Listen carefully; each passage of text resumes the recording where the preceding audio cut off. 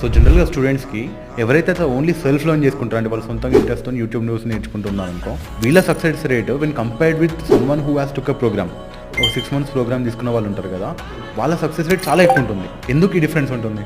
So మెయిన్గా self లెర్నింగ్తో వచ్చే బిగ్గెస్ట్ ప్రాబ్లమ్ ఏంటంటే you're missing out on 3 things. ఒకటి వచ్చేసి స్ట్రక్చర్, సెకండ్ వచ్చేసి టైం లైన్, థర్డ్ వచ్చేసి ఫీడ్బ్యాక్. ఆన్లైన్లో చూసుకున్నప్పుడు యూట్యూబ్లో చూసుకుని నేర్చుకుంటున్నావు అంటే నీకు ఫీడ్బ్యాక్ రాదు, నువ్వు చేసే తప్ప రైటా ఇది చెప్పే వాళ్ళు ఎవరు ఉండవు. స్ట్రక్చర్ గురించి చూసుకుంటే ఇప్పుడు యూట్యూబ్లో ఏమవుతుంది, నేను ఏం చేస్తాను, first Python basics video open చేస్తాను. ఈ వీడియో చూస్తున్నప్పుడే పక్కన సజెషన్ వస్తుంది, పైథాన్ తోటి ప్రాజెక్ట్ బిల్డ్ చేయని చెప్పేసి, అది ఇది ఇంట్రెస్టింగ్ ఉంది అని చెప్పేసి అటు షిఫ్ట్ అయిపోతాడు. సో ఇట్లా జిగ్ అటు నేర్చుకునేసరికి నీకు స్ట్రక్చర్ అంటూ ఏముండవు, వాళ్ళకి ఏం రాదు వాళ్ళకే తెలియదు. వేరే ఒక స్ట్రక్చర్డ్ అప్రోచ్ లో ఏముంటుంది, you know exactly what you need to cover. ఒక పైథాన్ డెవలపర్ అవ్వాలి అంటే ఎక్కడ స్టార్ట్ చేయాలి, ఏ స్కిల్స్ నేర్చుకోవాలి, ఇలాంటి ప్రాజెక్ట్స్ బిల్డ్ చేయాలి, ఈ స్ట్రక్చర్ అంతా ఉంటుంది clear. So when you're following a structure like this, you're much more efficient.